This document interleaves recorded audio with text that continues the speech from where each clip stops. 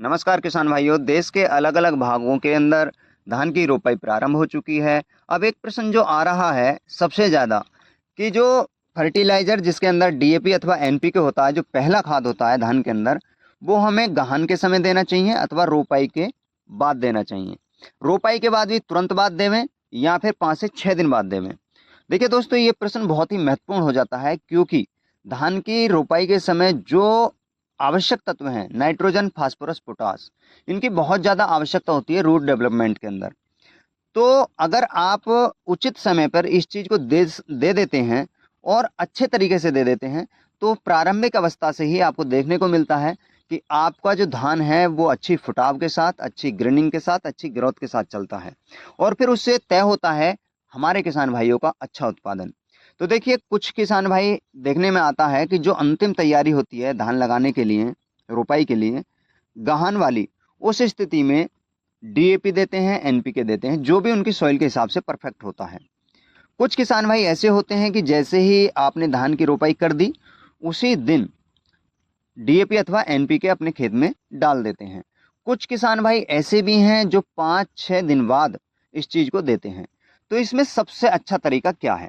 देखिए, डीएपी और एनपीके के केस में ऐसा माना जाता है और ऐसे रिजल्ट भी आते हैं कि अगर वो सॉइल के अंदर दब जाए 1 से 2 इंच नीचे तक या 4 इंच तक, तो उसका रिजल्ट बहुत ही हैवी होता है, बहुत ही बढ़िया होता है।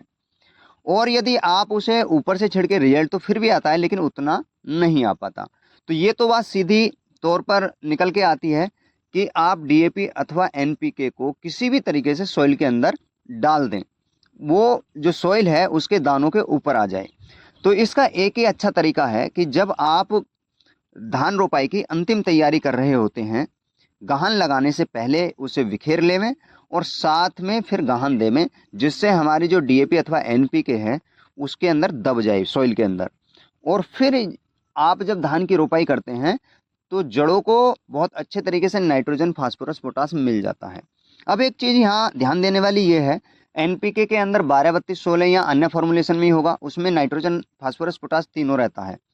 डीएपी के अंदर 18-46 के अंदर जो नाइट्रोजन भी है, फास्फोरस भी है, पोटास नहीं है। तो इसके अंदर आपको पोटास एडिशनल करना होता है अलग से। और सबसे बड़ा जो प्रश्न हमेशा से हमारे किसान भाई पूछते भी हैं कि क्या हम डीएपी अथवा एनपीके के साथ कोई चीज़ धान के अंदर दे सकते हैं क्या? तो उसके लिए जो जैम आ रहे हैं जितने भी, वो भी लगा सकते हैं आप, माइक्रोराइजा भी लगा सकते हैं, ह्यूमिक एसिड, फ्लूबिक एसिड भी लगा सकते हैं, जो आजकल मार्केट में उपलब्ध हैं। कोई भी फंगिसाइड आप डीएपी अथवा एनपीके के साथ ना दें, सबसे बड़ी बात। क्योंकि जो पूसा बासमती सीरीज के धान है 1509, 1105, 1692, इनके अंदर बकानी डिजीज आती है और ये होती है फंगल इन्फेक्शन के कारण।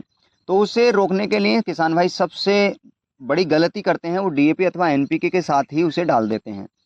तो आपको फंगिसाइड के केस में डीएपी अथवा एनपीके के साथ ये नहीं मिलाना चाहिए। देखिए, रिजल्ट थोड़े बहुत आते हैं लेकिन उससे ज़्यादा नुकसान हमारे लिए हो जाता है, क्योंकि जो हमारी फॉस्फेटिक लेयर है वो बढ़ जाती है, अघुलनशील रूप से थोड़ा सा आगे हो जाता है, उसका कॉम्बिनेशन ठीक नहीं होता है। इसलिए आप कभी भी डीएपी अथवा एनपीके के साथ कोई फंगिसाइड ना देवें, ये चीज़ विशेष तौर पर ध्यान रखें। आपको डीएपी अथवा एनपीके के साथ लेना है, या तो आप माइक्रोराइजा ले सकते हैं, ह्यूमिक फ्लूविक का कॉम्बिनेशन आ रहा है वो ले सकते हैं, पोटेशियम ह्यूमेट ले सकते हैं, या फिर आप जैसे भूमिका एग्रोस्टार का आता है वो ले सकते हैं। तो इन चीज़ों को लेकर के आप डाल सकते हैं। किसी भी तरीके का इंसेक्टिसाइड यदि आप व्यक्ति द्वारा धान की रोपाई करा रहे हैं तो ना दें। अगर मशीन से आप धान की रोपाई करा रहे हैं तब आप डीएपी अथवा एनपीके के साथ कोई भी इंसेक्टिसाइड ले सकते हैं, जैसे कार्टाफाइड क्लोराइड। तो ये चीज़ ध्यान रखें और ध्यान देने के बाद आप ये चीज़ें लगाते हैं तो आपको देखने में आएगा बहुत ही बेहतरीन रिजल्ट आपको आपकी धान की फसल पे मिलेगा। दोस्तों, एक चीज़ और है इसके अंदर, जिन फील्ड के अंदर घास उगती है बीज से, वहाँ पेट्रिला क्लोर जो होता है वो लगवाया जाता है, धान में घास ना हो इसलिए। तो इसके लिए भी आप विशेष तौर पर ध्यान रखें कि डीएपी अथवा एनपीके के साथ सीधे तौर पर आप ये हर्बिसाइड ना डालें। अगर आपको डालना है तो 2 दिन का गैप जरूर रखें। अब हम अंतिम चीज़ पे चलते हैं कि क्या गहन के समय ही हमें एनपीके अथवा जो डीएपी है वो देना होता है? देखिए दोस्तों, सही तरीका तो वही है। यदि आप फिर भी देना चाहें तो धान की रोपाई के तुरंत बाद दे सकते हैं, या 2 से 4 दिन बाद भी दे सकते हैं, लेकिन उसका रिजल्ट उसी रेशियो में कम होता चला जाएगा। इसी बात का आप विशेष तौर पर ध्यान रखिएगा।